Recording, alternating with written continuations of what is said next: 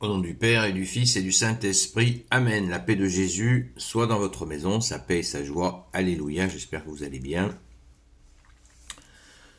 Nous lisons le Saint-Évangile selon Saint Luc chapitre 4, versets 14 à 22. À Nazareth, Jésus proclame sa mission. Jésus revint en Galilée avec la puissance de l'Esprit et l'on commença à parler de lui dans toute la région. Il s'était mis à enseigner dans leur synagogue et tous chantaient ses louanges. Jésus vint ainsi à Nazareth où il avait grandi. Il se rendit à la synagogue comme il avait coutume de faire le jour du sabbat. Et il se leva pour faire la lecture. On lui passa le livre du prophète Isaïe et en le déroulant, il trouva le passage où il est écrit.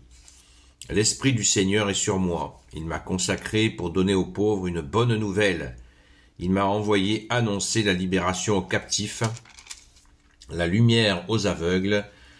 Il me faut libérer ceux qui sont écrasés et proclamer une année de grâce de la part du Seigneur. Il roule alors le livre et le redonne aux servants. Puis il s'assoit et tous dans la synagogue ont les yeux fixés sur lui.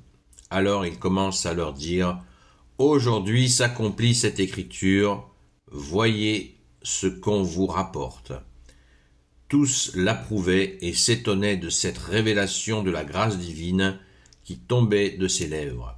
Ils disaient et pensaient que c'est le fils de Joseph.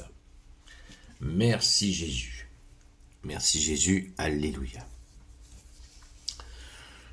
Cette déclaration de Jésus, absolument magnifique, nous remplit de joie. Libérer les captifs,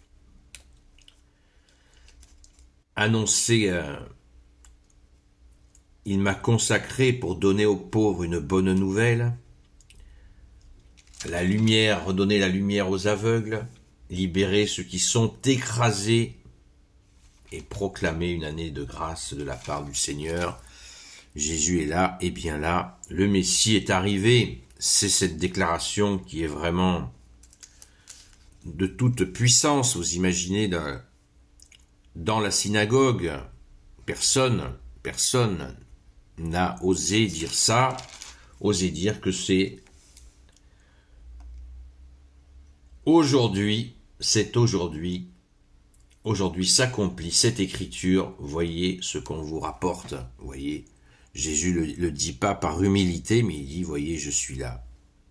Il est le Sauveur tant attendu. Et ça crée bien sûr tous les gens qui sont là sont enthousiastes. On l'a bien compris, mais il y a une partie qui ne l'est pas du tout, qui n'accepte pas que Jésus fasse cette déclaration. Il s'imagine que c'est un imposteur, et pourtant, les miracles vont pleuvoir pour attester de la réalité que tu es, Jésus, le seul Messie pour l'éternité.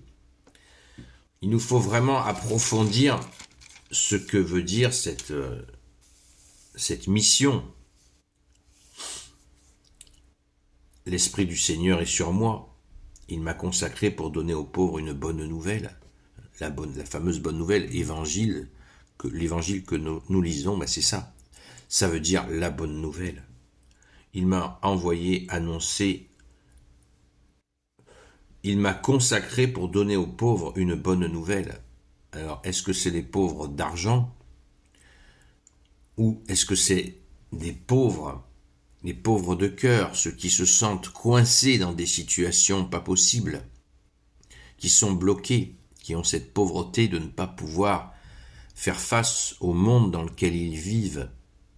C'est cela dont il s'agit. Bien sûr qu'il y a une compassion, une empathie. Jésus a vécu très pauvrement, il sait de quoi il parle. Il m'a envoyé annoncer la libération aux captifs. Voilà, les gens qui sont prisonniers d'autres hommes. Rappelons-nous cette femme qui vient à Jésus, courbée, une dame âgée, courbée. Jésus la redresse et déclare dans la même synagogue, il déclare Cette femme a été tenue courbée par Satan 18 ans et Jésus l'a redressée. Jésus est venu donner la lumière aux aveugles. Les aveugles, c'est pas que les aveugles physiques, il s'agit aussi des aveuglements de la vie, de ces situations où on ne veut pas voir les choses en face. Jésus nous remet les yeux en face des trous, comme on dit dans notre langage populaire. Merci Jésus. Alléluia. Libérez ceux qui sont écrasés. Jésus dira, venez à moi, vous qui ployez sous le poids du fardeau. Venez à moi, mon joug est léger. Venez à moi, je referai vos forces. Écrasés dans des situations de vie effroyables. Écrasés par nos propres péchés. Jésus est le seul libérateur. Amen. Et proclamer une année de grâce de la part du Seigneur. Est-ce uniquement une année? Certainement pas. Mais c'est une annonce d'un élan qui ne s'arrêtera jamais. Ma parole, Jésus nous dit, le monde passera, ma parole ne passera pas. À écouter cela, sachant que nous te connaissons, toi le Messie, Jésus, le Messie d'amour, de justice et de miséricorde, quel soulagement. Imprégnons-nous de ce soulagement avec ceux qui l'écoutent, dans le contexte où ça nous est donné, et rappelons-nous cette vérité, que tu es Jésus, le seul sauveur pour l'éternité. Amen. Et l'Emmanuel, qui veut dire Dieu avec nous. Merci Jésus d'être Dieu et d'être avec nous. Alléluia. Gloire soit au Père et au Fils et au Saint-Esprit, maintenant et toujours et pour l'éternité. Amen. Ô Jésus, toi qui peux tout et qui portes tout, toi le Sauveur, toi l'Emmanuel, je te confie toutes celles et ceux qui regarderont cette vidéo, ainsi que leurs proches, selon ta seule volonté, ô Jésus. Sainte Marie, Reine des cieux, toi l'Immaculée Conception, toi qui écrases le serpent, toi qui es la lune sous tes pas, toi notre Mère, Notre-Dame. Saint Joseph, toi le juste et le saint, toi le sage, toi la terreur des démons, toi le saint gardien de la Sainte Église catholique apostolique. Sainte Marie-Madeleine, notre chère sainte patronne, et vous, tous les saints et saintes, amis de Jésus. Saint Michel Archange, Saint Gabriel Archange, Saint Raphaël Archange, et vous, tous les anges qui servez Jésus.